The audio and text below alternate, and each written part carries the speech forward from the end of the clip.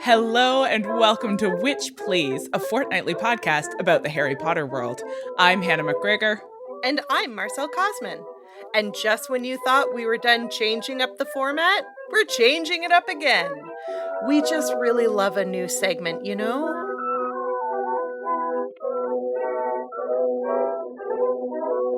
At the end of our discussion of every book, we're going to be doing a wrap-up episode, discussing the book as a whole and hitting on those things that didn't quite fit into any of the other episodes. But before we introduce our special, brand new wrap-up segments, let's start off with something a little bit more familiar. The sorting chat. I love it. Hannah, let's talk about what we did for Canadian Halloween. So the reason why it says what we did for Canadian Halloween in the script notes is because as we were discussing what we were going to touch on in the sorting chat, Marcelle said we should talk about what we did on Halloween, and our delightful producer asked if Canadians have a different Halloween like we do a different Thanksgiving, which is my favorite idea in the entire world. But alas, we don't. We are in fact recording before Halloween. It's just that we're actually going to release this episode after. So we're just going to preemptively tell you all how our Halloweens went. It's great. It's great. So in these pandemic times, trick-or-treating is discouraged, at least in the city of Edmonton, where we are at our highest case level of COVID-19 historically. Who could have imagined that opening up bars and restaurants would cause a second wave? Certainly not me. Anyway, so this year will be the first year since Elliot was born that we do not go trick-or-treating. And I personally am not interested in giving out candy. The intensity of the panic attack I would experience if during this pandemic a bunch of strangers started showing up at my front door, ringing my doorbell, putting their grubby, plague-ridden hands out to receive candy. You know who notoriously has A+ hygiene? Children. Yeah, absolutely. Absolutely. The cleanest of all humans. So this won't be a change for me because I am a childless spinster who lives in a condo building. I haven't seen a real child in 15 years. I've certainly never handed one candy. Why would I do that unless I was trying to lure them into my gingerbread house in the woods? I can't think of a good reason. So I'll probably spend Halloween the way I always spend Halloween, which is watching, Hocus Pocus or Nightmare Before Christmas and eating as much candy as I can fit into my mouth by the fistful. Just think, Hannah, about the structural integrity of the house you could build with that candy instead of eating it. You could use it as bricks and mortar. Chew those Tootsie Rolls and then spread them out across your rockets. Now I'm just picturing making a wet, spit-filled candy house, then just leaving it sitting out in my home. What a truly nightmarish proposition.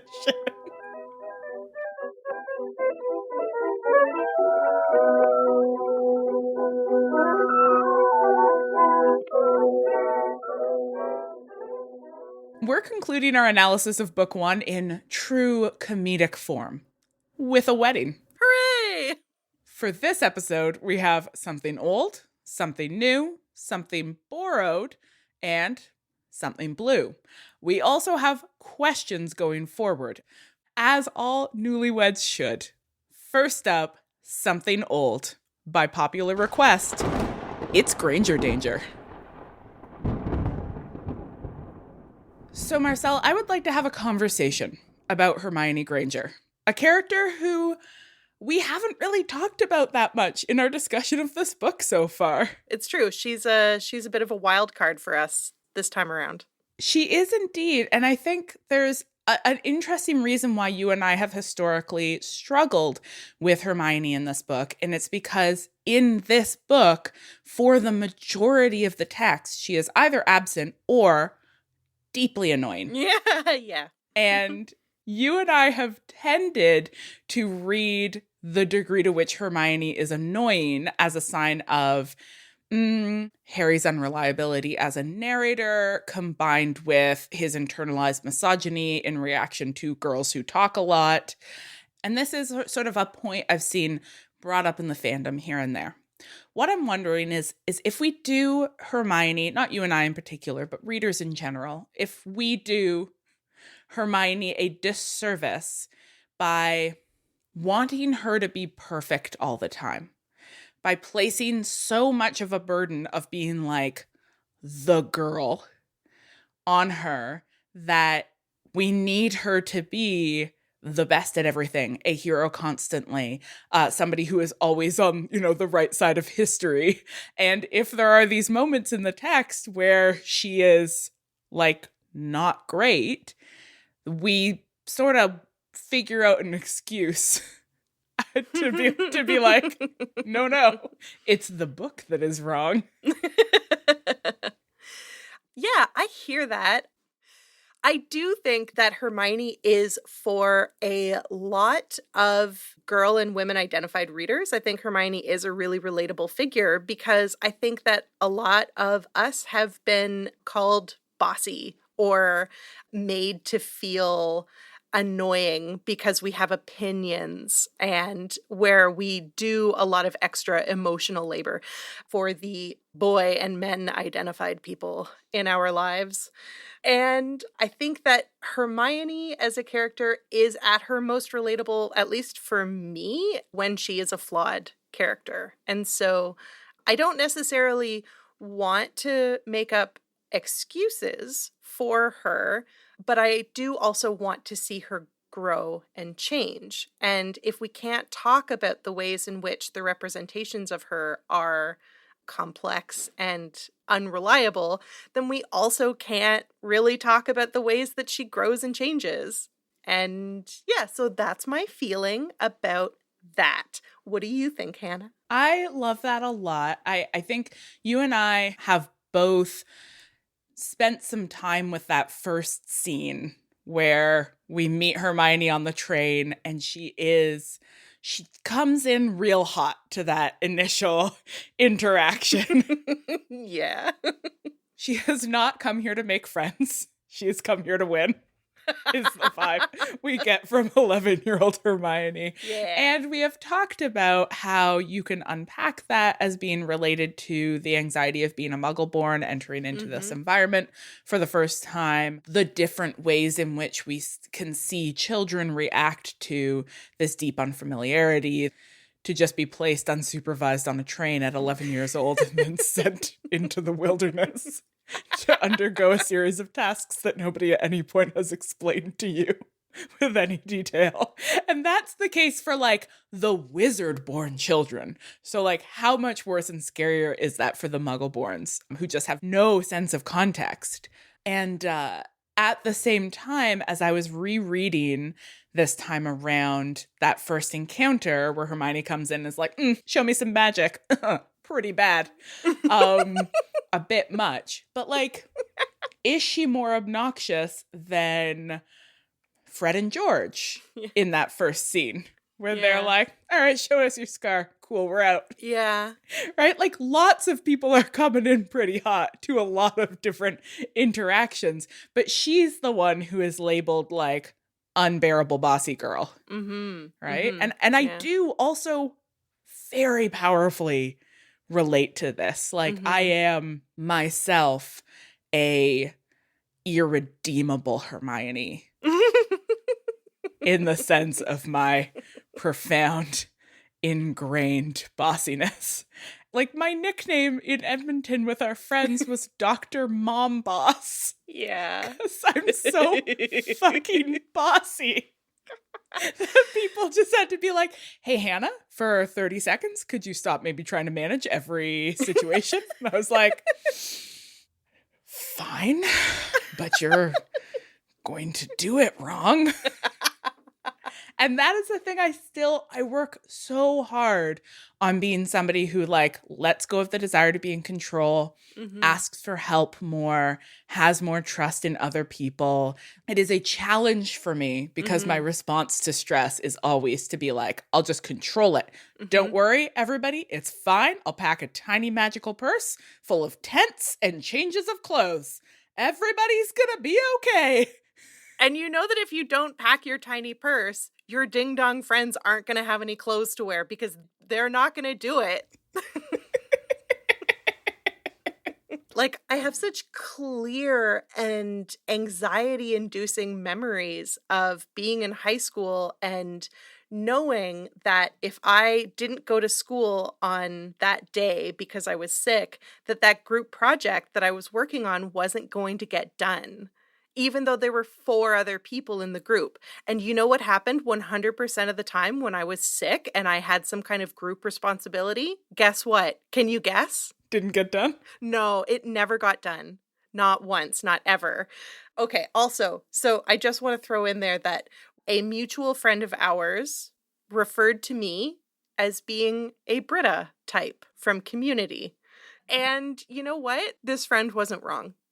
I absolutely historically have been a Britta type, and Britta is a Hermione type. These are the same type. They are, I would say, white women with strong opinions who need to do some learning, but also know things. So, like, you know, it's complicated. Yeah, it is complicated, and a conversation I'd like us to return to as the series progresses and as we get more Hermione is particularly this question of reading Hermione as a white feminist versus reading Hermione as a woman of color, because I know for a lot of readers and for a lot of fans, they read Hermione as a woman of color or they read Hermione as Black.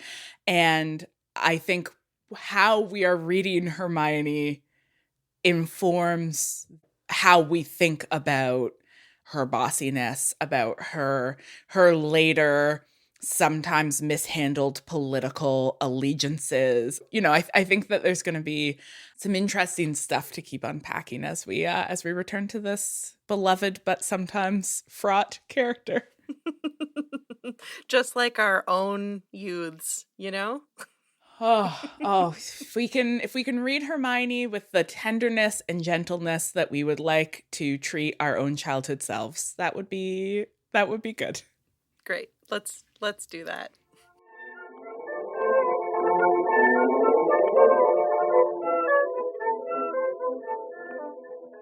Next up, it's something new. A brand new segment dedicated to Hannah's ongoing obsession, if you will, with the question of what exactly the wizarding world is wearing.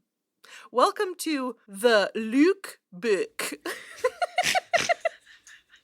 The Luke book. Luke book. Fun fact, the word lux comes from Latin, and its archaic form is lux.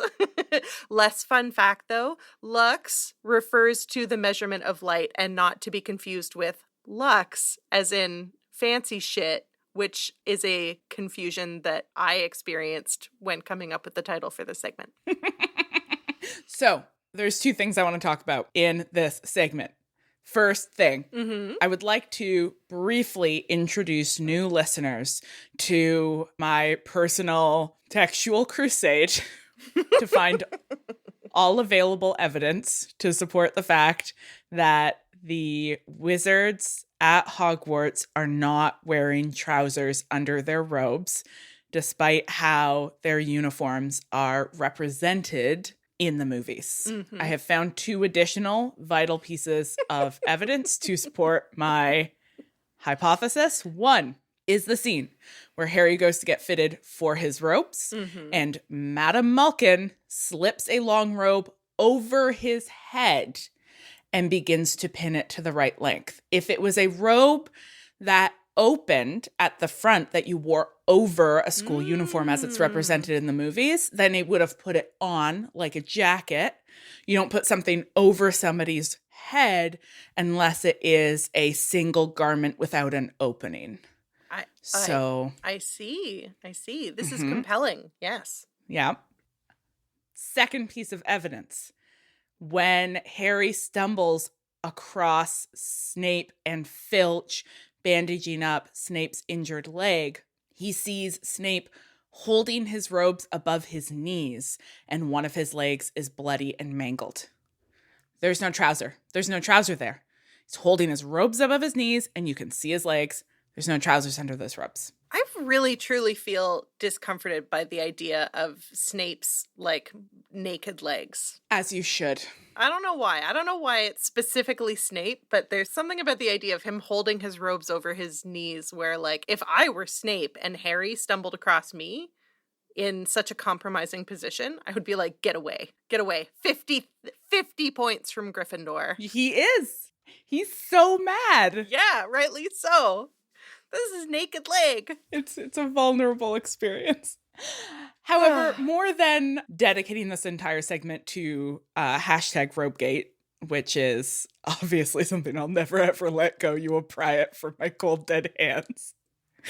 I actually would like to talk about the aesthetics of the wizarding world and the way in which wizards are described as these kinds of like aberrant figures due to the way in which they are dressed. Because the most description that we have of the way that wizards dress is in the first chapter when Vernon Dursley starts encountering wizards who are sort of emerging more than they usually would because Voldemort has been defeated and people are out on the streets celebrating.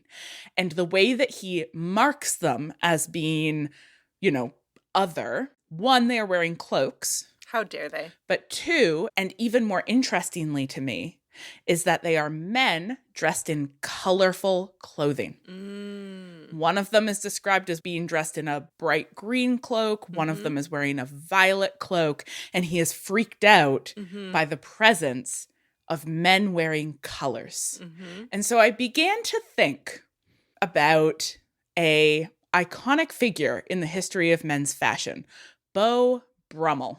Marcelle, are you familiar with the figure of Beau Brummel? I am not. Please tell me. What is important about Beau Brummel is that he transformed the landscape of men's fashion in a way that has continued to haunt us up to the present day. Ooh, haunting. Right? So Beau Brummel was a Regency era dandy, and he intervened very forcefully in what was fashionable at the time for men to wear. He was an interesting historical figure. His family was a sort of aspirational, upwardly mobile middle class family. He went to Eton and then Oxford. And so he was a sort of middle class man in an environment surrounded by the aristocracy. So there's obviously some sort of desire to appear a particular way or to fit in a particular way. And Beau Brummel's whole take on fashion was that everybody should dress the same. And that what made you fashionable was not standing out. That your fashion should be impeccable, but also impeccable in an unremarkable way, like so perfect that no flaw can be found with it, but in no way ostentatious.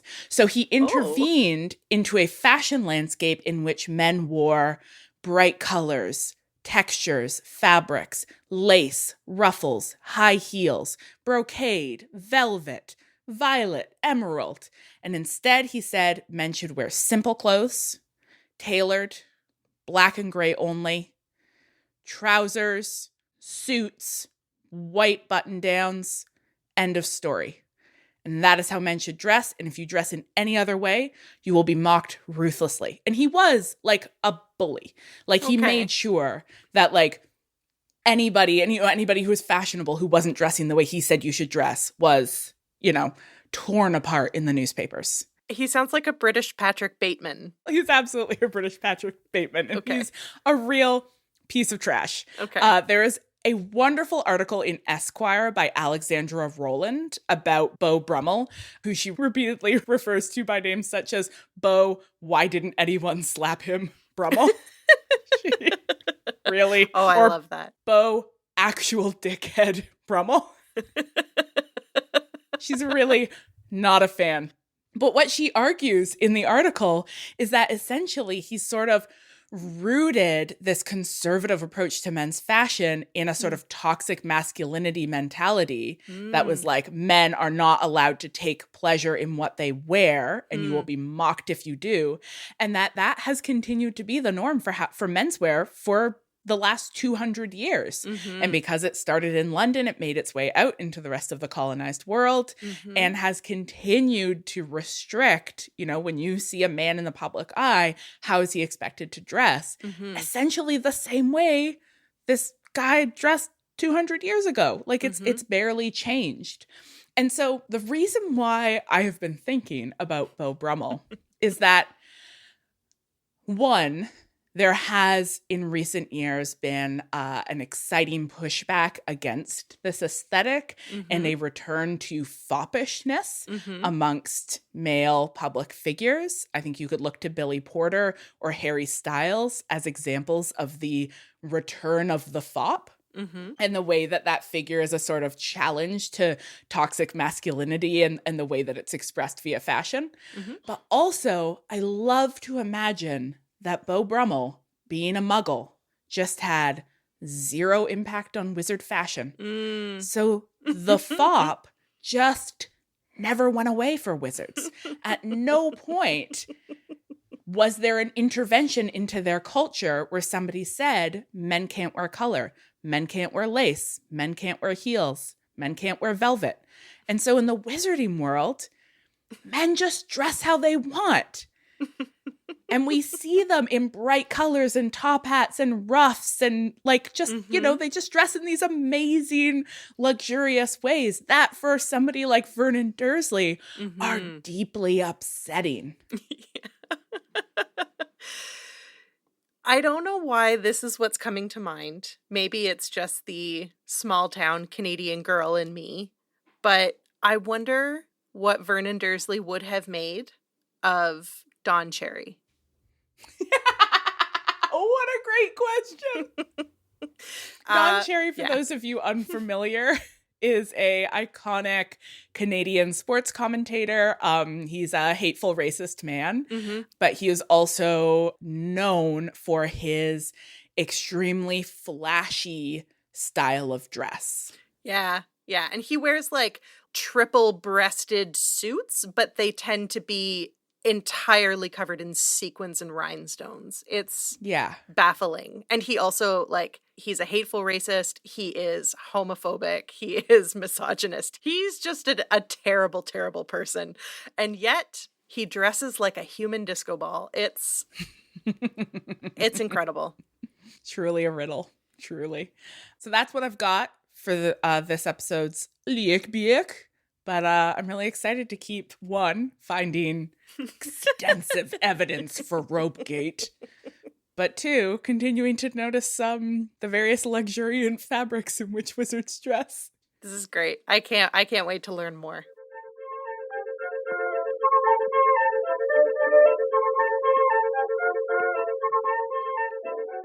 This third segment is something borrowed. Specifically borrowed from fellow Not Sorry Productions podcast, Twilight in Quarantine, where they like to talk about, you know, something cool they've noticed in every episode. This segment is called Orchideous, and I don't know why, so I'll let Marcelle explain. Okay, all right. So, Orchideous is the spell that Ollivander uses to test someone's wand in book 4. I can't remember whose.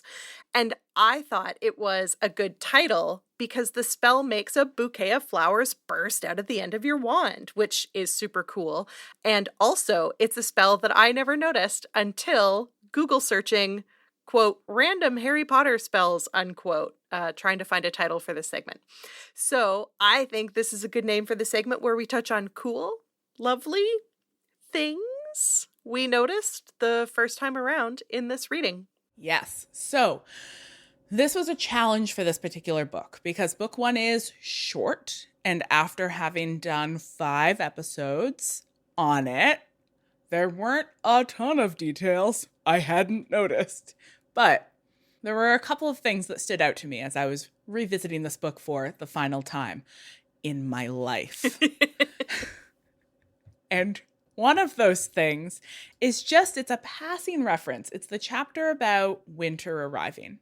And, there's feet of snow on the Hogwarts grounds, and there's storms raging around the castle. And just in passing, it mentions the fact that any owls that manage to make their way through the storm have to be nursed back to health by Hagrid before they can be sent out again. And I assume that he brings them to his cottage, and that, in the winter, you make your way across the snowy grounds and you come into Hagrid's cottage, and it's warm in there, and it always smells a little bit like wet dog, and there's a fire burning, and then there's just a few owls just sort of sitting on various pieces of furniture, maybe with a bandage wrapped around their wing, just slowly being nursed back to health by this tender giant whose hand is the size of all of them. Mm-hmm. And that made me, as I was reading back through and then just trying to pay closer attention to Hagrid, I was thinking about all the moments when we see him do things, like, for example, physically carrying the Christmas trees into the Great Hall for their Christmas celebration. We see him doing these things physically, manually, that could be accomplished with magic, that could easily be done by any one of the professors at the school. And I like to think that Hagrid takes pleasure in these kinds of activities because he loves Hogwarts so much. Mm-hmm. And he loves to carry a tree into the Great Hall, right? He loves to be the one who is responsible for bringing the Christmas trees into the Great Hall. That the labor we see Hagrid engaging in is labor that is motivated by his love and care for this place that is his home and that has been his home for his entire adult life. But I love him, is what I'm saying. I think that's really beautiful, Hannah. I love the kind of tender focus on Hagrid, who I think, he's not a perfect character, but he provides for us so many delightful, unexpected turns. Yeah, he's just full of care. And we come back to this all the time, but the fact that when he goes to find Harry, he brings a birthday cake. Mm-hmm. It's beautiful. It is beautiful that he took the time to make a birthday cake. He didn't even buy it. He made it. It's probably bad. I think he's bad at baking. Yeah, he's a lovely man. Lovely. It's lovely. Tell me about a thing you noticed this time. Okay, so like you, I did feel on this read that I had read it so many times recently that I noticed everything already. But you know what? That's just not true. Every time I read a thing that I've read before, I notice something new. This time, I really got hung up on wand adjectives. They're so silly. They're so silly and they're so specific. And as I was reading this time around, Ollivander, when he meets Harry, remembers his mother's wand. Lily's wand is described as swishy. When he says hello to Hagrid, he remembers Hagrid's wand as being bendy. One of the wands that rejects Harry when Harry is testing out the wands is Whippy. Whippy. Whippy. Whippy. Another one of the rejects is Springy. The one that Harry does end up getting is Supple. And then there's also James's wand, which Ollivander recalls as being pliable. I don't know what it is about these adjectives. It might be the fact that they're all different.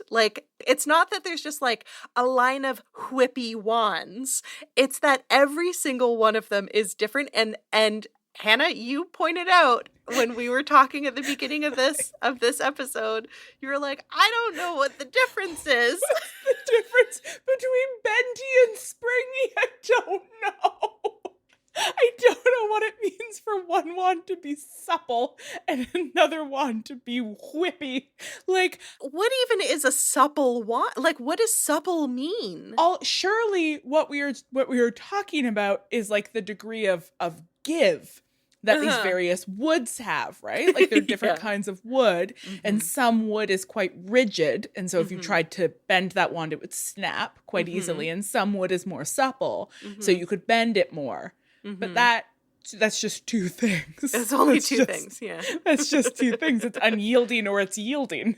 But like, instead it's like, is it springy? Is it whippy? Is it supple? Is it bendy? Is it springy? Is it whippy? Is it supple? Is it swishy? Somebody could remix that as a cool song. That would be great. I would really appreciate that. Woo! I would like to point out that in book 7, when Ollivander shows up again and is describing wands again, he uses the same language. He calls Harry's wand nice and supple. Oh, yeah. I hate Incredible. Yeah, that's weird. It's so weird. Speaking of how bendy or breaky wands are, spoiler alert, the part where Harry's wand has been broken and he shows it to Ollivander and asks, "Can you fix it?" And Ollivander says no.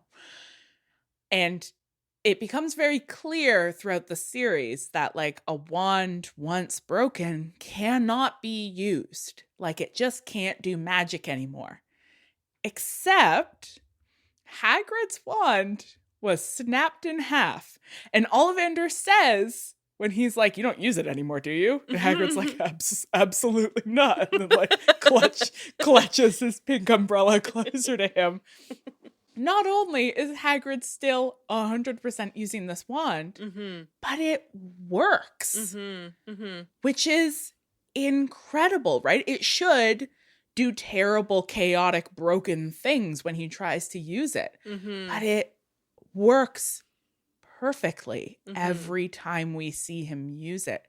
Perhaps its functionality is limited. Perhaps he can only work simpler charms and not more complex magic. But the fact that Hagrid has a broken wand that he can still 100% use suggests to me that Hagrid might be secretly the most powerful wizard in the world. I have a possible alternative explanation. Less outrageous, maybe? Yeah, probably less outrageous, maybe more boring.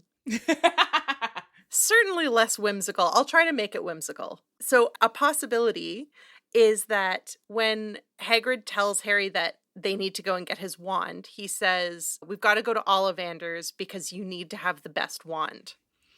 We know of at least one other wand maker, right? Grigorovich, who we'll learn about later, but he exists in the world. So there are other wand makers. So my theory is that Hagrid's wand, which was snapped in two and of which he has both pieces, is not the wand that's in his pink umbrella. My alternate theory is that he got himself a, like, back alley wand from some, like, hackneyed, discredited wand maker. He found it in the Lost and Found at Hogwarts. And he just right into his umbrella. Ooh. Oh, I like that too. Yeah, and so then when Ollivander is like, "You don't still use it, do you?" And Hagrid, like, hides his pink umbrella, he's not hiding the two pieces of his broken wand. He's hiding a wand from a wand maker. He just has a whole other wand. He might even have, like, a whole drawer full of discarded or, like, lost wands from the grounds at Hogwarts that he, like, he just keeps them. Oh my god. I have so many more questions about, like, wand lore and wand magic and how it works, but I think we should save it for later episodes. I think that's a good idea. I love that. All right.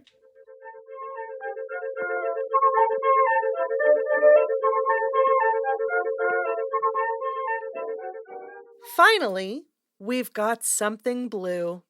It's time for devastating fun facts, in which I, by popular demand, share some fun facts about Hogwarts students and staff not mentioned in the books because these things were not part of Harry's journey. All right. Oh, I'm ready. The last time you listed some of these facts, they made me cry. So I am braced. Okay. Fun facts. Book 1. Fun fact. Dumbledore used to smoke, and when he quit, he decided to turn his cigarette lighter into a quote-unquote put-outer, later called a deluminator, so that he would have a reason to keep it, because he liked it. That is fun. Fun fact. There is a time lag of at least 12 hours. I think it might even be like 16 to 20 between James and Lily Potter's deaths and when Hagrid delivers baby Harry to Privet Drive. It's a full day. What happened during those hours? Here's one thing. After Voldemort's curse rebounds and destroys a chunk of the house, neighbors can hear Harry crying from his crib. But without a dark mark over the house, no one knows that Voldemort has gone, and so no one goes near the house for quite some time after the explosion. Harry eventually soothes himself, and as he looks up into the night sky through the hole in his bedroom, he sings Twinkle, Twinkle, Little Star until he falls asleep. Fun fact, Mrs. Fig loves it when Harry visits and looks forward to Dudley's birthday for weeks knowing that she'll have company. When Harry was in grade 2, Mrs. Fig asked Petunia for one of Harry's school pictures to put on her mantle, but Petunia scoffed at the idea that they would ever buy school pictures for Harry, and so Mrs. Fig never asked again. No, Marcelle. Why are you doing this to me? Have I found my genre? He's just literally weeping. I've got more. Okay, fun fact. The station guard who was irritable with Harry at King's Cross was having a really bad morning. Moments after Harry meets the Weasleys and crosses the barrier, the guard turns around and tries to find the small boy that he accused of wasting his time. When he can't, he assumes that someone else has played a joke on the child, and he hopes that whoever it was thinks twice before teasing that poor kid again. Okay, that one was comforting because I found it distressing on this reread how mean that guard was. Yeah. To a child. I know. Like an 11-year-old child who's like... An unsupervised child alone at a train station. Yeah, with a trunk. Fun fact, Peeves the poltergeist is right-handed. Checks out. Fun fact, the carpet covering the Slytherin common room is patterned with smiling cauldrons. Fun fact, the Ravenclaw common room smells wonderfully of jasmine. Fun fact, the Hufflepuff common room smells wonderfully of lilacs. Fun fact, the Gryffindor common room smells a bit like singed hair, but after the Weasley twins peace out in book 5, it will start to smell like beeswax again. Okay, this is the last one. All right, I'm ready. Fun fact, Mrs. Norris was once a witch married to a wizard named Mr. Norris. She met and fell in love with Argus Filch and tried to divorce her jealous husband. Mr. Norris, a truly terrible man, cursed her by turning into the one thing Filch could not stand to be around, a cat. Because see, Filch is terribly allergic to cats, and Mr. Norris thought that this curse would keep them apart forever. Little did he understand, however, the power of their love, for Filch committed to being Mrs. Norris's life partner despite their difference in species and his allergies to her dander. They have loved one another unconditionally since the moment they met. I hate this segment so much. I'm a cruel, cruel, cruel woman.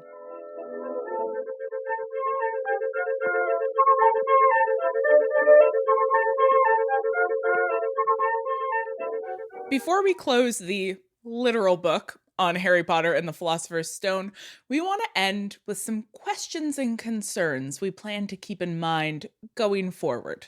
So this is just an opportunity for us to sort of put pins in some things we'd like to come back to or to keep thinking about.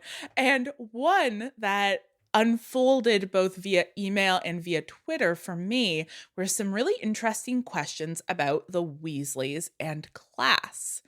In response to the class episode, a number of people suggested, in part based on evidence from later books, that the Weasleys might actually, instead of being a sort of working class agrarian family, might instead be sort of shabby aristocracy, impoverished gentry, a sort of once proud and noble household that through the decisions that the current generation have made, including their political allegiances, away from Voldemort and the Malfoys and these other sort of pureblood families that have accrued a lot of wealth, has resulted in them sort of losing some of their wealth or their class status.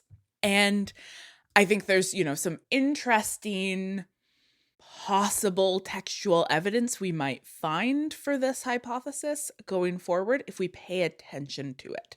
And so I want to note that as a thing I'd really like us to keep paying attention to and thinking about, how can we figure that out? Where is there evidence one way or the other? The other really interesting note, we got an email from friend of the podcast, Rochelle. And so here's what she says. I'm just going to quote this briefly. She says, after having lived in the UK for a while, and in particular, after having spent a lot of time in the Cotswolds countryside for work, to me, the Potters now very much read as an upper middle class to upper class Oxfordshire family. They live in a small cottage, but they live in what I read as a desirable countryside village, which are extremely expensive places to have homes here in the UK. And in those areas, often a small cottage has a valuable social cachet associated with it. There is the desirable countryside and the less desirable countryside. I read the Weasleys as coming from farther north countryside, which is more remote, real estate is cheap and considered less valuable, and if people live there, it's seen less as an active choice and more a signifier of their lack of mobility or downward mobility. Really interesting stuff there that I think sort of complicates how we're reading the positions of the different characters. And so, as per usual, we always love it when people have perspectives that we lack on the books. And this is one, like when we're thinking about the complexities of class and how they actually play out, like our outsider status to UK culture means we miss a lot of these signifiers, right? We've got the theory, but we don't necessarily have the class literacy that comes with actually being part of that culture. And so, yeah, I'm really interested in like continuing to ask questions about class and how it's being communicated to us as we keep reading the books. Yeah, wonderful. Similar to questions about class, I have also been thinking about the ages of some of these characters who we encounter because they're not really specified. And I know that this is going to be one of those things where Pottermore has like, or the Harry Potter fandom wiki or whatever has like full on birth years for everyone. Yeah, like birth years, timelines, death dates, all the works. But I'm thinking more just in terms of like what textual evidence do the books provide. And I'm interested to know how old Vernon Dursley is and how old Petunia is, because it says in that first chapter, when Dudley is only 1 year old, that Vernon is already the director of Grunnings. And I think that this is important because being the director of a firm, it's a substantial amount of responsibility. And if we are to understand that Vernon Dursley is, say, 25 years old and is the director of this firm, I think that that might also tell us about how it is that he got that position, right? Like, I think we can make some leaps to understand, like, why it is that a 25-year-old would be the director of a firm. It's probably because it was in the family, but his last name isn't Grunnings. So I don't know. I feel like similar to the way that we think about the real estate and the different signifiers that that provides for us, we might also think about some of these different markers of how we can further read class into some of these characters.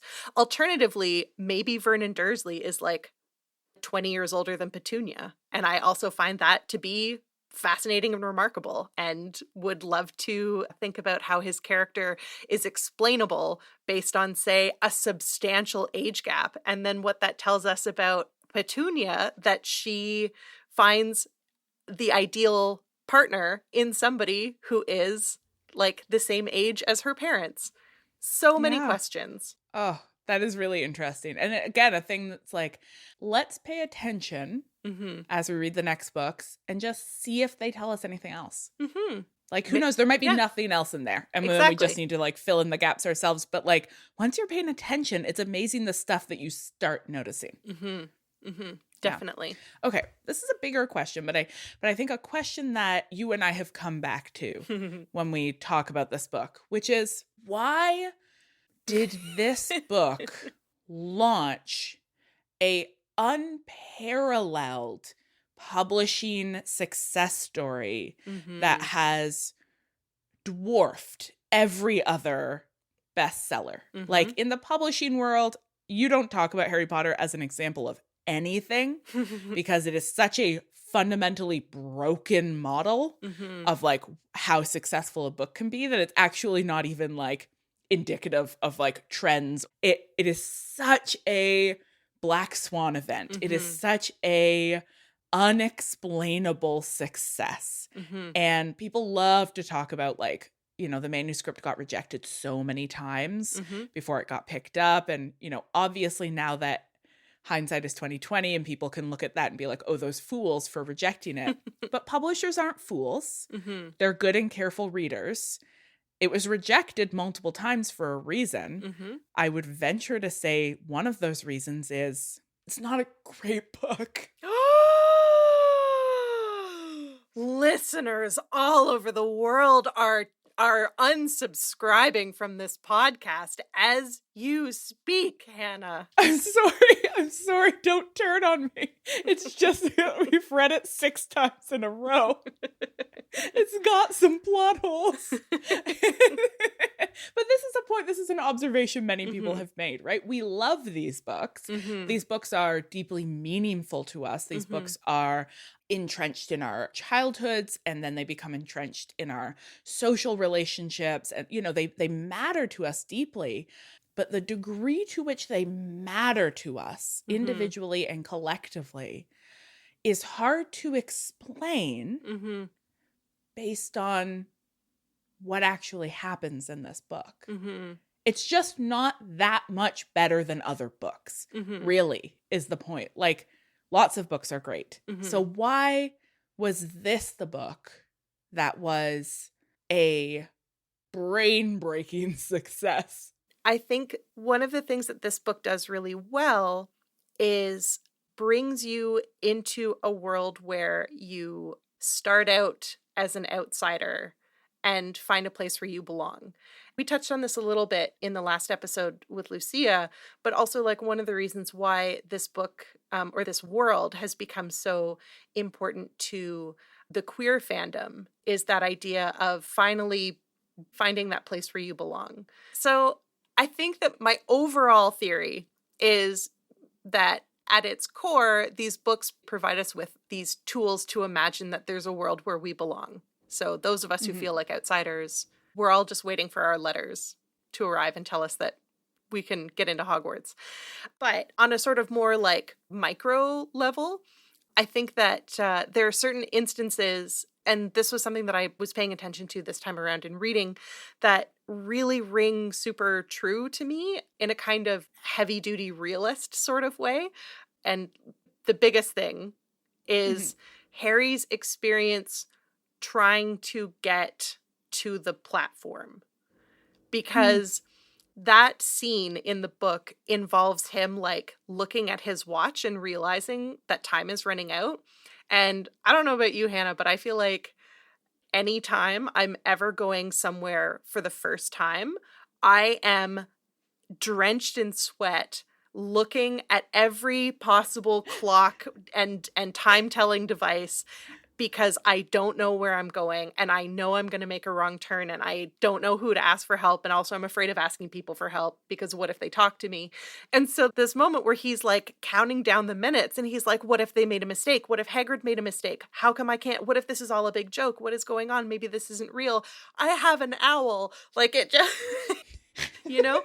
So I think in terms of that sort of narrative experience, I think that's done really effectively. The fact that Harry doesn't have like a smooth and easy trip into the wizarding world kind of makes it feel more real for me. Yeah. Yeah. Yeah. That's my thinking. How about you?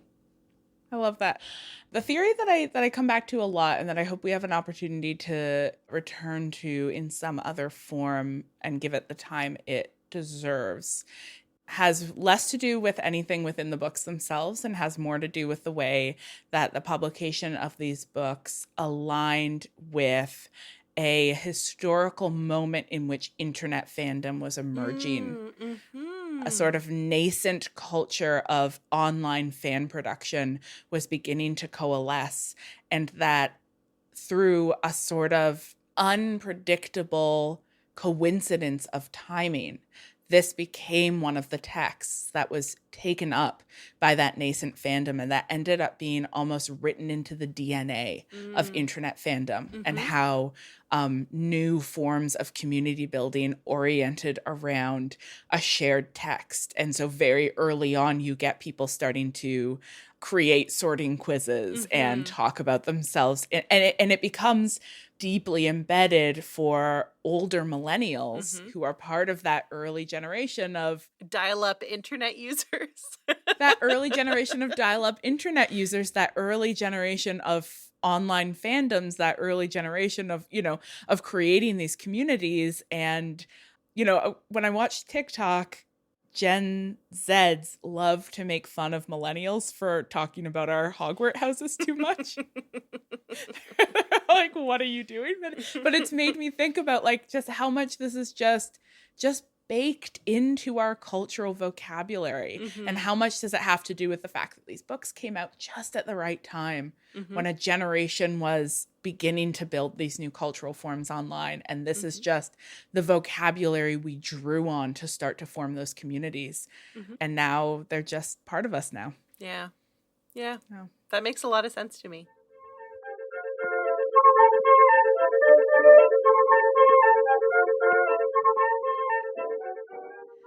Thank you, witches, for joining us for episode 6 of Witch Please. You can find the rest of our episodes by heading over to notsorryproductions.com or owitchplease.ca, or, of course, wherever podcasts are found. Witch Please is produced in partnership with Not Sorry Productions and distributed by Acast. Special thanks to our endlessly patient producer. Greetings. And to Not Sorry Productions for having us. If you're into the podcast, why don't you let us know by dropping a review on Apple Podcasts? At the end of every episode, we'll shout out everyone who left us a 5-star review. So you've got to review us if you want to hear me mispronounce your name and Hannah laugh because she finds it hilarious. For example, thank you to Ship Off Ollie, Ship Off Ollie, Phoenix 1560, Granger Danger Designs, Sydney Slim, Anxious Enby, Theodore Julian, Drea 92, Alice Kitson, Lexon Pods, Ellie Drover, Soph Jars, Judy you knew this was going to mess me up. Judy Padruti, L. Langham 17, Cat Boz, Tessa Gray Herondale, Moderate Critic, and Rose White, Rose Red. Beautifully done. Those weren't too bad. No. Those were okay. Totally manageable. If you want to hear even more from us, head over to patreon.com/ohwitchplease to check out the many exciting forms of bonus content available to you, including but not limited to unedited audio from the original run, bonus interviews, and Q&A episodes. On our next episode, we're beginning our discussion of Book 2, Harry Potter and the Chamber of Secrets. But until then, Later, witches.